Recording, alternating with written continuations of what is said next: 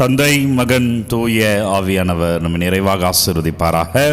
ஆமேன். பிரியமான நண்பர்களே, செவ்வாய்க்கிழமை கோடி அற்புதர் அந்தோணியார் நாளாக இன்று உங்கள் அனைவரையும் இந்த ஆராதனைக்கு அன்போடு வரவிருக்கிறேன். இன்றைக்கு இறைவார்த்தை தருகிற எசாயா புத்தகம் 49:13 வார்த்தை. வானங்களே வானங்களே மகிழ்ந்து பாடுங்கள், மண்ணுலகே களிக்கூறு. ரொம்ப மகிழ்ச்சியாக இருக்கும்போது வருகிற இறைவார்த்தை இது. இன்னைக்கு புதிய நாளை கொடுத்துருக்கிறாரு, கோடி அற்புதர் அந்தோணியார் நாள் என்று. எனவே கோடி அற்புதர் அந்தோணியார் ஜெபத்தில் இறைவனோட கிருபையில் வாழுக இருக்கிற நம்ம ஒவ்வொருவருக்குமே இறைவன் தருகிற இறைவார்த்தை, வானங்களே மகிழ்ந்து பாடுங்கள், மண்ணுலகை களிக்கூறு, மலைகளே அக்களித்து ஆர்ப்பரி. எதெல்லாம் ஏன் நடக்குது? ஏதாவதுனா ஏதோ நடந்திருக்கணும்ல. இவ்வளோ ஆர்ப்பரிப்பும் இவ்வளோ மகிழ்ச்சியும் இயற்கையில் எப்படி இருக்கணும்னா ஏதோ மாபெரும் மகிழ்ச்சியான விஷயம் நடந்திருக்கு என்று தானே அர்த்தம். ஒரு நல்லது நடந்திருக்கு என்று தானே அர்த்தம். இன்றைக்கு அந்த நல்லது நம்ம வாழ்க்கையில் இன்றைக்கு நடக்குதுங்க. ஆர்ப்பரியுங்கள். தொடர்ந்து வாசிக்கிறேன், கேளுங்கள். ஆண்டவர் தம் மக்களுக்கு ஆறுதல் அளித்துள்ளார் அப்படின்னா அவர் நம்ம தேடி வந்திருக்கிறார் என்று அர்த்தம்.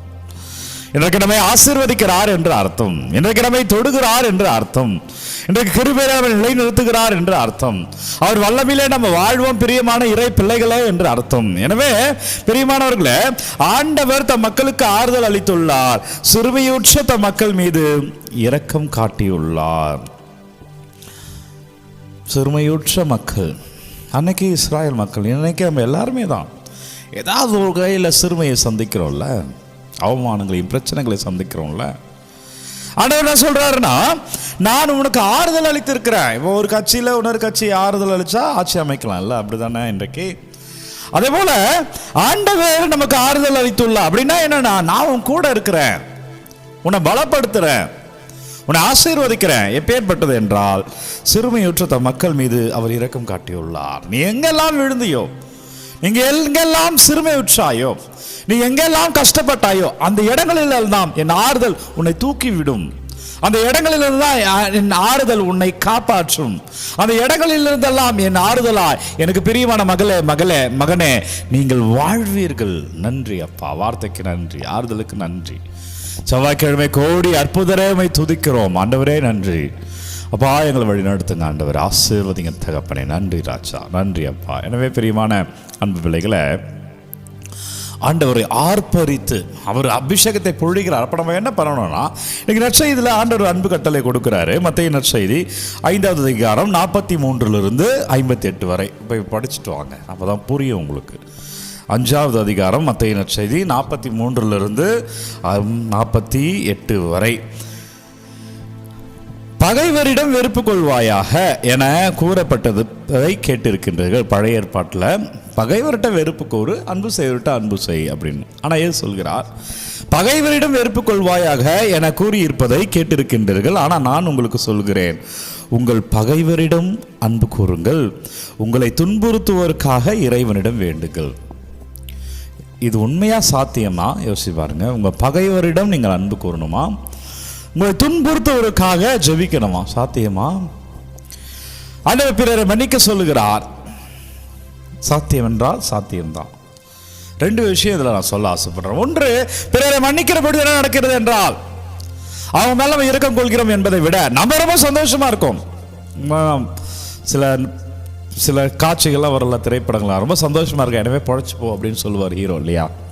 அந்த மாதிரி நான் ஆண்டவர் எனக்கு என்னை தொட்டிருக்கார், எனக்கு அவர் ஆறுதல் அளித்திருக்கிறார், அவர் கிருபையால இன்னைக்கு வாழ்றேன், எனவே நான் உன்னை மன்னிக்கிறேன், நான் மகிழ்ச்சியா இருக்கிறேன். அந்த மகிழ்ச்சியின் வெளிப்பாடு அது மன்னிப்பாய் வருகிறது. ஒரு நல்லது நடக்கும்போது நல்லது நம்ம செயல்பாடு மாறணும் இல்லையா?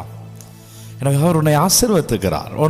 ஒன்று சிந்தனை, நீங்கள் ரொம்ப மகிழ்ச்சியா இருக்கீங்க, ஏன்னா ஆண்டவர் உங்களை இன்னைக்கு தொட்டிருக்கிறார், எனவே நம்ம பகைவரை மன்னிப்போம், துன்புறுவதற்காக வேண்டுவோம். 2வது, எவனோ ஒருவன் காயப்பட்டு இருக்கிறானோ அவன் தான் பிறரை காயப்படுத்துவான்.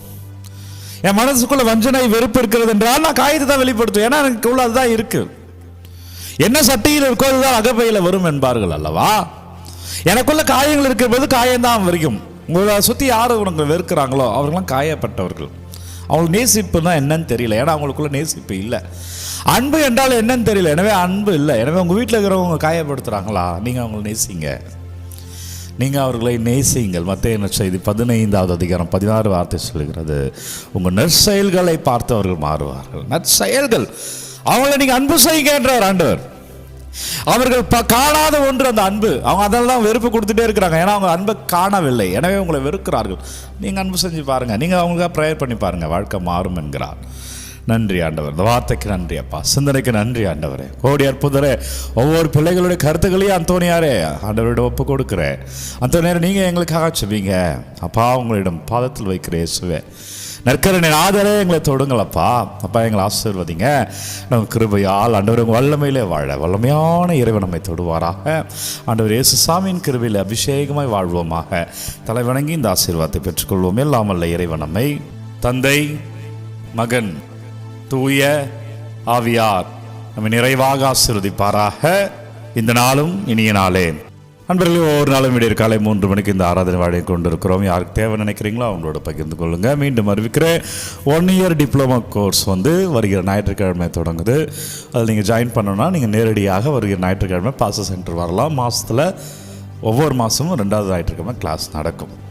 God bless you. Take care.